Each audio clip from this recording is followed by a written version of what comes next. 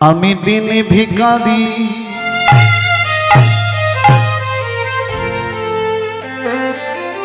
আমার নাই কো করি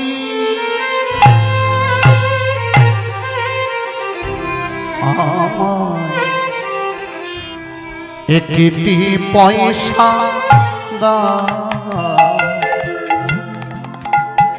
আমি দিন ভিখারি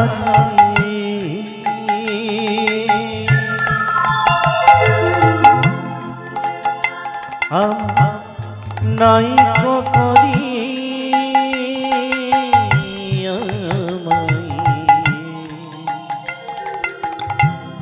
একটি পয়সা দাও দিন ভিখারি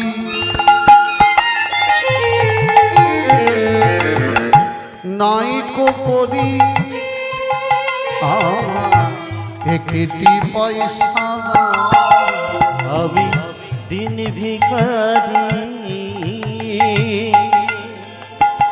আমার নাই কো করি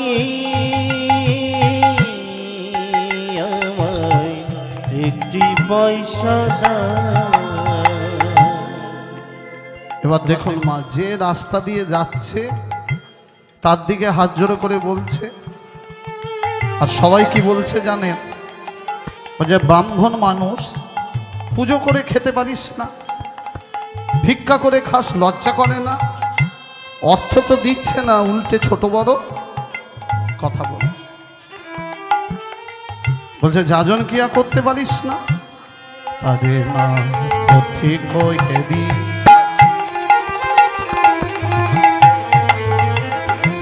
নয়নে যা অশ্ববাদী হরে তরে না পথিক ধীরি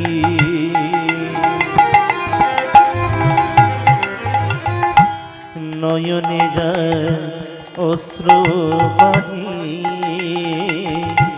তাদের না পথিক হেরি নয়নে যার অশ্ববাদী তরে না পথিক ধীরি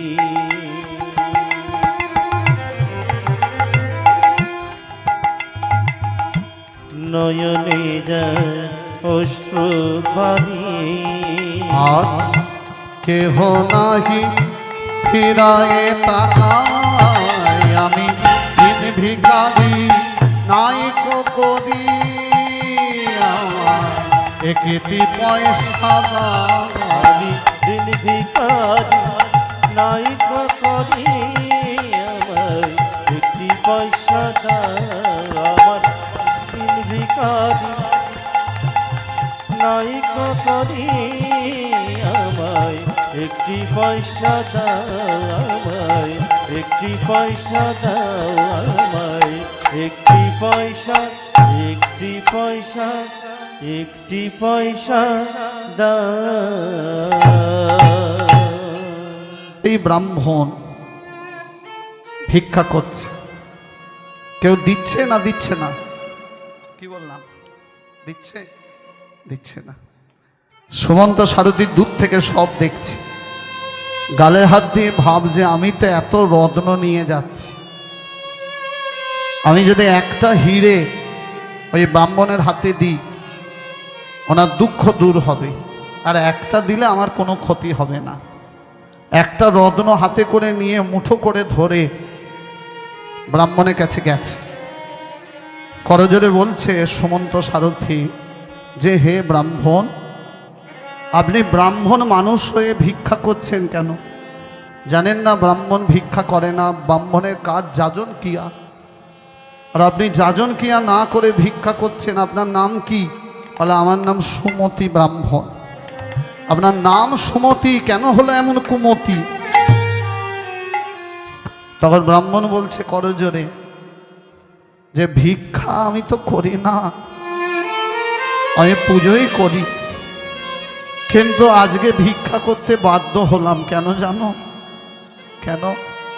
পুজো করে যা পায় তাতে আমার সন্তানদের উদর পূর্ণ হয় না।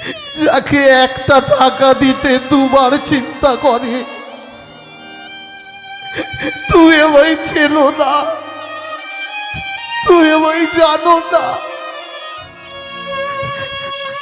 আমাকে কেন এত রত্ন দিচ্ছ?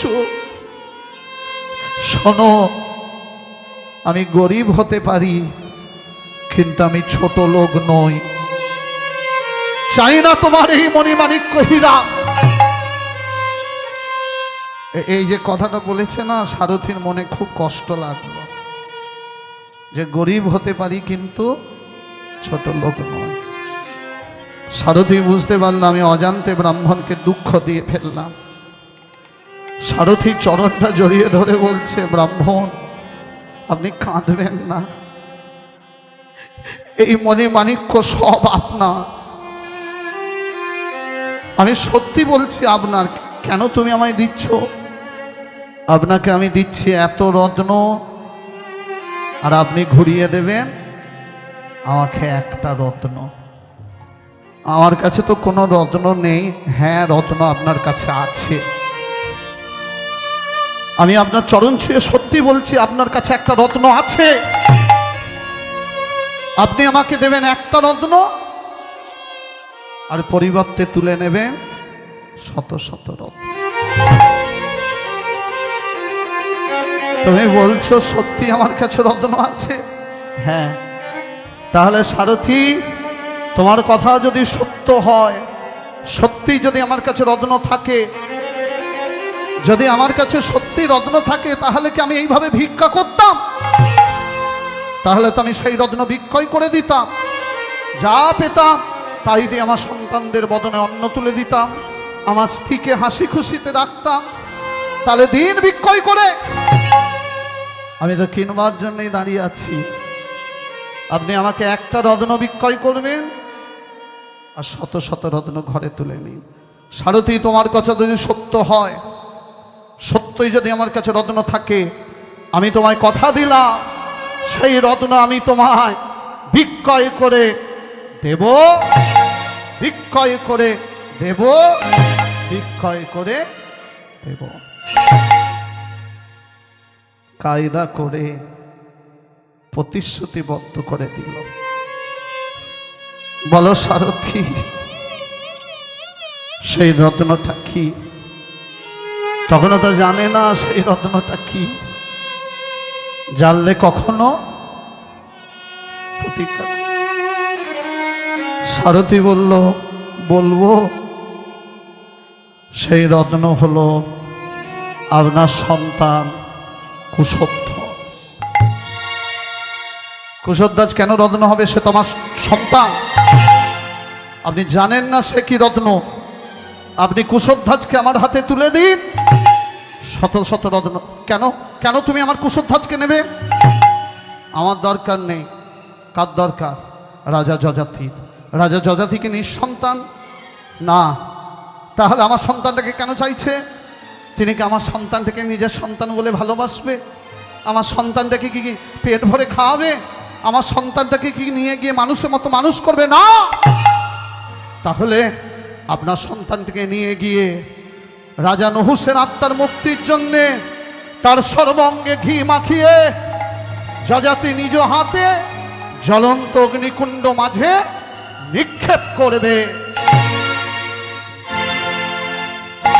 লোভের বশবর্তী হয়ে বলে উঠল, সারথী, আমি এই মণিমাণিক্য হীরার বিনিময়ে আমার কুশধ্বজকে বিক্রয় করে দিলাম, বিক্রয় করে দিলাম, বিক্রয় করে দিলাম।